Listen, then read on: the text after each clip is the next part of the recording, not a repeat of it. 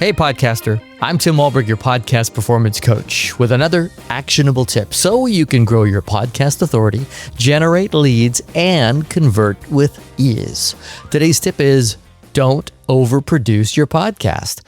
Now, this is one of those areas where a lot of people think they're improving their show when they might actually be making it worse, because better production sounds like a good thing, right? Tighten it up, add all kinds of sound effects, maybe even deepen your voice. Basically giving it that radio-style sound. It seems like an obvious yes, especially if you grew up listening to radio. Maybe you even loved watching WKRP in Cincinnati. There's this instinct to make everything sound big and tight and, for lack of a better word, impressive. Hey now, this is the guy on the radio. I want to be a radio guy. I want to be the guy on the radio. Hey, radio sounds great, incredible. Welcome to the radio sound. But it's really just my podcast. But I want to be on the radio. But podcasting isn't radio. And more importantly, your podcast isn't trying to do what radio does. I had this come up recently with a show that we were designing. The whole intention behind it was connection. We wanted the host to feel real, approachable, a little vulnerable even.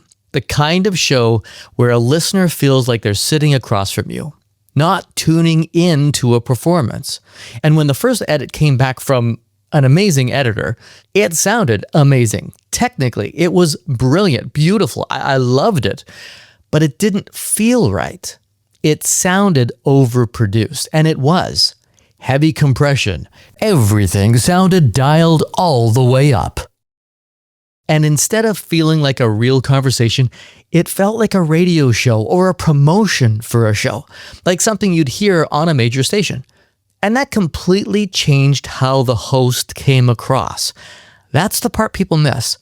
Your sound is communicating something, whether you realize it or not. If your audio is too polished, too processed, too produced, it can actually create distance between you and your listener. Instead of feeling like you're talking to them, it feels like you're performing for them. And for your listeners, that's not what they want. You're using your podcast to build trust, to share ideas, to help someone think through a problem. That works best when it feels natural and when you feel real. They need to believe that they can actually hire you or work with you and have it be the same experience they have when listening. The biggest compliment I get from entrepreneurs who take me up on my free podcast coaching call, which you can book from my homepage, is when they say, "You're just like you sound on your show." Oh, thanks for the gold star sticker. That tells me my podcast is representing the real me, not some overproduced version of me. Now, let me be really, really clear about something. This doesn't mean you get a pass when it comes to poor audio. This isn't about being sloppy or ignoring production altogether. There are real dangers on that end of the pendulum too. We have plenty of episodes about that, and I'll share some of the links in the show notes for you. The point is, you don't want crappy audio production and you don't want overproduced audio. You have to find your sweet spot, clear enough that it's easy to listen to, clean enough that it sounds professional, but still natural enough that it feels human. And that sweet spot is going to depend on your show. If your podcast is meant to be high energy and entertainment driven, you might lean a little more into the production.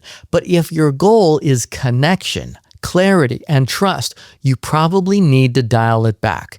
And here's where it gets a little tricky. A more compressed, more produced voice often sounds better to you. It sounds fuller, stronger, more like what you're used to hearing in polished media. Your ego is going to want that sound. This is the danger. You can't let your ego make that decision. So here's how you keep it in check. Ask this: does this serve my listener? Not, do I like how I sound? Those are not always the same thing. This also comes up if you're using AI tools or working with an editor. A lot of those tools are designed to make your audio sound more processed, not more aligned.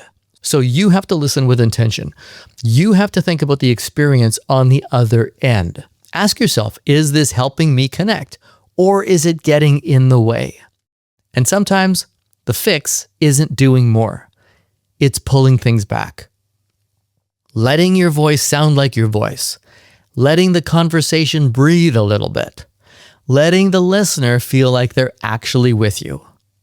That's where the connection happens. And I hope that's just the tip you need. If you're not sure whether your podcast is hitting that sweet spot or if something feels a little off, but you can't quite put your finger on it, that's exactly the kind of thing we do inside the Podcast Tune-Up. We'll help you dial in your sound, your structure, and your overall approach so your podcast actually connects the way it's supposed to and delivers the leads and sales you're looking for. If you want help making that a reality, book a free podcast coaching call and we'll take a look at it together. Just you and me talking about your podcast. Book your free, private podcast coaching call by using the link in the show notes or the big orange button on podcastperformancecoach.com. I'm Tim Wahlberg. See ya!